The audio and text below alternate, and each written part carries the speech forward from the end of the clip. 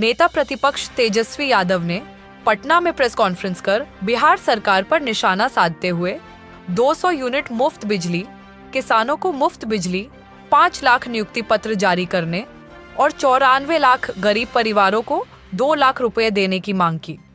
उन्होंने आरोप लगाया कि जातीय सर्वे के बाद आरक्षण पर रोक से 16% आरक्षण का नुकसान हुआ और इसे 75% कर संविधान की 9वीं अनुसूची में डालना चाहिए। बीजेपी को आरक्षण खोर बताते हुए उन्होंने कहा कि पार्टी ने बढ़ा हुआ आरक्षण लागू नहीं होने दिया।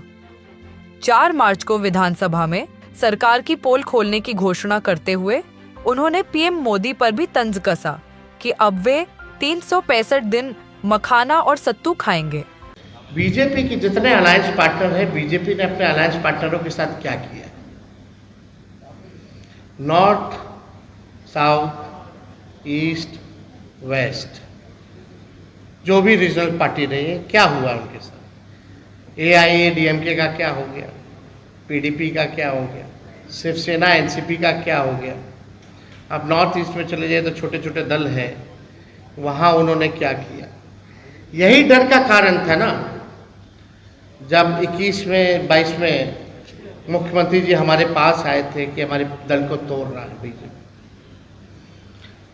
अब सच्चाई ये है कि दल को तोड़ नहीं रहा है, दल पे कब्जा लिया गया है और माननीय मुख्यमंत्री अपने हाथों से ही बीजेपी के लोगों को बैठा दिए हैं। ये सच्चाई। तब वो जाने, उनका गठबंधन जाने, लेकिन सच्चाई यही है। 1 लाख रुपया दिया जाए, जिसका पक्का मकान नहीं है उसको 1,20,000 रुपये जो है दिया जाए।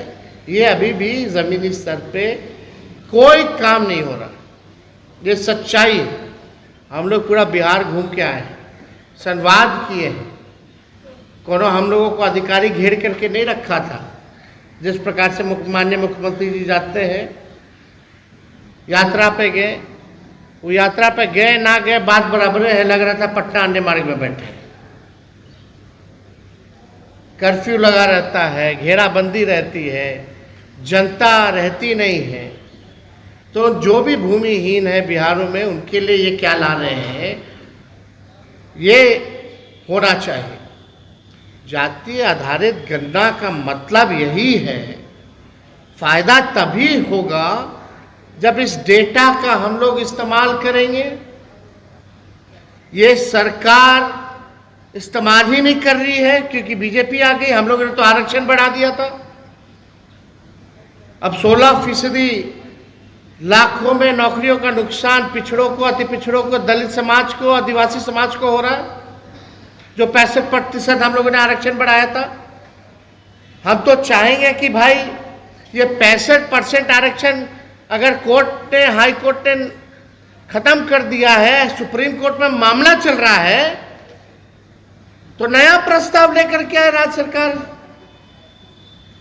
65 नहीं 75% करते, हम लोग सब लोग समर्थन करके पास करेंगे और इसको शेड्यूल 9 में डाल दीजिए। नहीं तो ये साफ पता चल रहा है कि भाजपा जो है आरक्षण खोर और आरक्षण चोर पार्टी है। ये स्पष्ट है। इसी का संदेह हम लोगों का था। 9-10 महीना हो गया और इन लोगों ने आरक्षण को शेड्यूल 9 में नहीं डाला। तो हम सब लोगों का ये मांग है कि जो बजट जो बना है, कम से कम उस डेटा का इस्तेमाल करते हुए उसमें सारा डिटेल है, कौन लोग भूमिहीन है, कौन लोग कितने पढ़े लिखे हैं, कितनों के पास रोजगार है, कितने के पास पक्का मकान है, कौन कचरा धोता है, कौन ठेला धोता है, कौन मजदूरी करता है, सारा डिटेल है।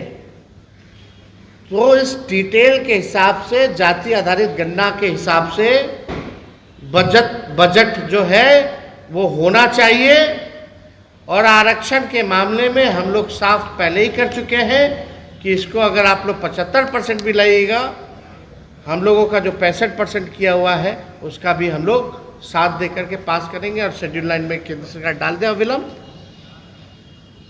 तो हम सब लोग यही चाहते हैं, जो हमारी मांगे हैं। उम्मीद करते हैं कि इसमें जो कल बजट जो होगा, कम से कम महिलाओं के खाते में पैसे देने की बात होनी चाहिए। हम लोग जुमलेबाजी करने वाले लोग नहीं हैं।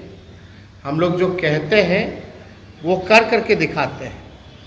और नीति आयोग का आपने रिपोर्ट भी देखा होगा, जिसमें बिहार जो है साक्षरता के मामले में, प्रति व्यक्ति आय या निवेश के मामले में, या किसानों के आय के मामले में जो है बिहार सबसे फिसड्डी है। गरीबी में, पलायन में, बेरोजगारी में बिहार अव्वल राज्यों में है। 20 साल इन लोगों के एनडीए सरकार के बाद 11 साल डबल इंजन की सरकार, फिर भी बदहाल है बिहार। गरीबी, बेरोजगारी, महंगाई, पलायन, कोई कारखाना नहीं, कोई इंडस्ट्री नहीं, लोग परेशान हैं। और एक और हमारी मांग छूट गई थी कि भाई, महत्वपूर्ण मांग ये भी थी कि जो बिहार में बिजली सबसे महंगा, जो पूरे देश में सबसे ज़्यादा मिलता है, तो हर घर कम से कम 200 यूनिट सरकार जो है फ्री में बिजली भी उपलब्ध कराने का काम करें। स्मार्ट मीटर से हर कोई जो है परेशान है। गांव के लोगों का कहना है, ग्रामीणों का कहना है। हमारी हर पंचायत, 8,000 से ज़्यादा पंचायत के प्रतिनिधियों से बातचीत हुई है। कम से कम 200 यूनिट फ्री में बिजली उपलब्ध कराएं, और कम से कम किसानों के लिए भी जो है फ्री में बिजली उपलब्ध सरकार को कराना चाहिए। तो ये हम लोगों की मांगे हैं, जो हमको लगा कल बजट आ रहा है, और इस बात को तो हम लोग कई महीनों से हम लोग ये कहते रहे हैं। अब सरकार को ध्यान देने की ज़रूरत है। हालांकि सरकार जो है, आप लोग जान ही रहे हैं, आज की स्थिति बिहार में कोई सरकार नाम की कोई चीज़ नहीं रह गई है। हाउस कैसे चल रहा है, सदन कैसे चल रहा है, वो भी आप देख रहे हैं। सरकार कैसे चल रहा है, वो भी आप देख रहे हैं। तो हम लोग हर एक मुद्दे को विधानसभा में भी हम लोग उठाएंगे। और 4 तारीख को मेरा भाषण भी होने जा रहा है राज्यपाल के अभिभाषण पे। तो सरकार का पोल भी जो है हम लोग खोलने का काम करेंगे, चाहे भ्रष्टाचार का मामला हो, चाहे अपराध का मामला हो, चाहे गरीबी, बेरोजगारी, महंगाई का मामला हो। और हवा में नहीं, उनके मंत्री लोग हवा में जवाब देते हैं। हम लोग बाकायदा ऑथेंटिक डेटा के साथ जो है सरकार के सामने हम लोग बात को रखेंगे। लेकिन आप लोग सब लोग देखिएगा, जब माननीय मुख्यमंत्री जी जवाब देने उठेंगे तो वही टेप रिकॉर्डर बजना शुरू हो जाए। वही टेप रिकॉर्डर हमको लगता है आप सब लोगों को रटा गया होगा। जब मुख्यमंत्री जी खड़े होते होंगे भाषण देने, तो अगला उनका क्या शब्द होगा, क्या सेंटेंस होगा, वो आप लोग अपने मन में गुनगुना लेते होंगे। ये सच्चाई है। इसलिए हमने कल ट्वीट करके कहा कि भाई 15 साल से पुराना अगर गाड़ी हो जाती है तो सरकार इजाज़त नहीं देती है चलाने के लिए, क्योंकि गाड़ी खटारा हो जाता है, प्रदूषण करने लगता है, मेंटेनेंस बार बार चाहिए होता है, फिर भी खटारा ही रहता है। तो अब समय है, बिहार के लोग नई गाड़ी पे बैठना चाहते हैं, तेज़ रफ्तार से बिहार का विकास चाहते हैं। 20 साल इनका गति हम लोगों ने देख लिया, जबकि जब 11 साल ये डबल इंजन की सरकार में रहे। अब बिहार चाहे कूद के प्रधानमंत्री आए, मोस्ट वेलकम प्रधानमंत्री जी। आप 300 दिन क्या 365 दिन अब मखाना खाइएगा, सुबह शाम सत्तू घोल करके पीजिएगा। घोल सूखा भी खाया जाता है सान के, और घोल के पिया भी जाता है।